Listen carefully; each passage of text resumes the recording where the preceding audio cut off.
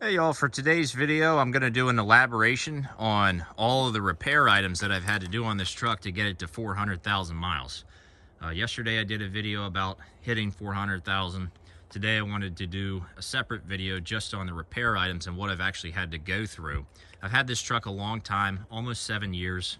I bought it with 170,000 miles on it, and now we're over 400. If this is the first video you're seeing, I'll just show you right now that it is indeed over 400. There you go. So this video is about actual repairs, like things that broke, not oil changes and stuff like that. So number one item, water pumps. 4 water pumps is what I've gone through on this truck. I would recommend either going with OEM Cummins, despite the cost, or getting the Gates pump, which is the pump that's lasted the longest for me on this truck. I've actually have a CarQuest on it right now that's actually lasting for once, but we've gone through 4 water pumps. In other words, 4 water pumps plus the one that was originally on this truck. So this truck's actually had 5 different water pumps on it since I've had it. The one that came with it, plus we've replaced it 4 times. 2 brake jobs, front and rear. Just recently did both of those. We got lots of pad life left. Brakes seem to last about 150,000 miles on this truck, which isn't bad considering we don't have any exhaust brake. Front end has been one of the most, needy things on this truck. It has been through 2 sets of upper ball joints, 1 set of lower ball joints, 1 steering linkage, which is actually holding up pretty well, 2 steering dampers. The OEM damper really is not good. It only lasted like 50,000 miles after I replaced it. This Bilstein 5100 though has about 150,000 miles on it now, and as far as I can tell, it's still doing its job. We've also done 1 set of shocks, which are also Bilstein 5100s all the way around, and those shocks they've got 170,000 miles on them or so. Still working. We've done 3 drive belts. So I took the OEM Mopar one off, put a Gates greenback belt on, which shredded on me on a very cold day. It was like 0 degrees up in Pennsylvania, and I don't know if it was the cold weather or what, but it cracked and then shredded on me when I started the truck one day. So I had to put that other belt back on, and then I ordered a Continental Elite belt, which I've gone through 2 of those. One of them is actually still in use. It's actually over on the 6.7 now. Still looks good as new. Put 100,000 miles on it on this truck, and it's got about 15,000 on that truck. Nothing wrong with it. You can get a lot of life out of those belts, but they don't make them anymore. But I got a newer Continental Elite on this truck that has maybe 50,000 miles or so on it, something like that. I've gone through 3 sets of batteries, but only 1 set of batteries was actually bad. The original set of batteries on this truck went bad. Replaced those with some Cat batteries. Then I was chasing some electrical issues and prematurely replaced them with Optimas. Once again, chased electrical issues and prematurely replaced them with Walmart batteries. And we can pop the hood here. I still have those Optimas, and I plan to use them in the future, possibly on the 6.7.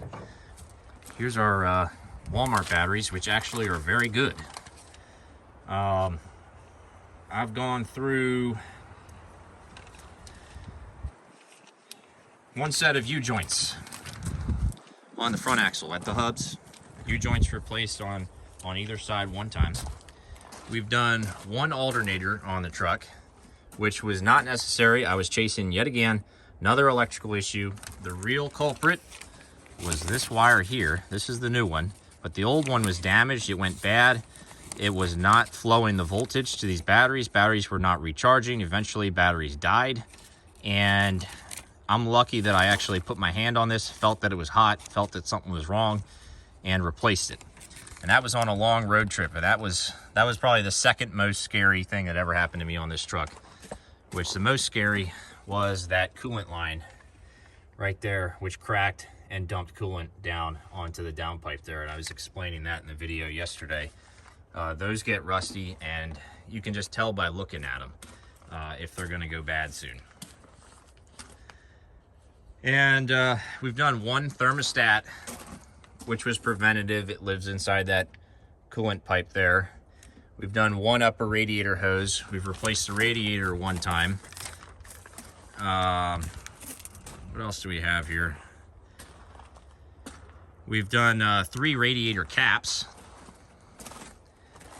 Sometimes I was worried that the radiator cap was not working properly, was not flowing coolant through that overflow line. So I've replaced it a couple times just to be safe about it.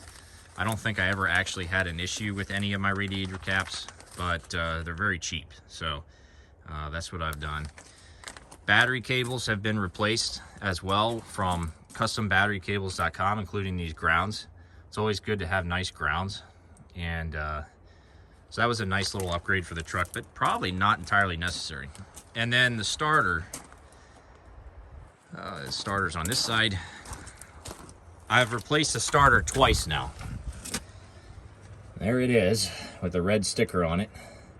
And it's been replaced very recently. And I've done 2 fuel pumps while we're looking at it. I've got this OEM canister mounted fuel pump. The first fuel pump died at 240,000 miles, which is decent lifespan. It's actually better than they really get credit for. And then the second one actually still works and is under the back seat. The only issue I had with it was the O-ring was leaking and we were losing fuel.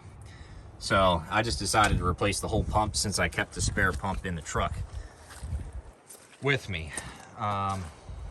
And we've done 2 speed sensors on the rear axle. These are little $20 sensors and they're super easy to replace. And the second one actually still works, but it's up on top of the pumpkin there with the wire running into it. They're really easy to replace. And while I'm here, I did have to replace this section of the exhaust pipe because my old exhaust pipe actually fell off the truck one day, in the middle of summer too. And MBRP, I ordered a 3-piece section, which is a better design than the old 1-piece. So did that with the exhaust.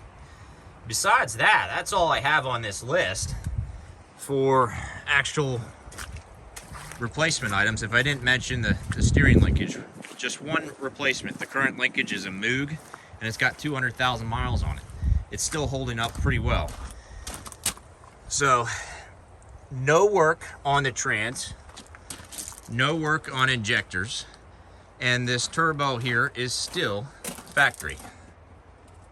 400,000 mile Holset HE 341. Pretty awesome on the turbo. So the real expensive items, I've been able to avoid having to do any super expensive repairs.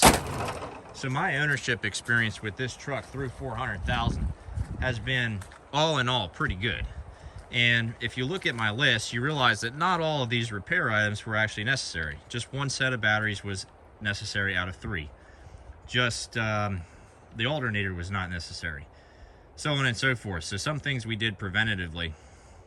And that's really it. So that's the summary of what it took in actuality to go 400,000 on this truck. I would say fairly reliable, fairly dependable, and probably a lot better than these trucks get credit for. So without this video getting too long, we're gonna end it here at 9 minutes. Y'all have a good one. I will see you in the next one.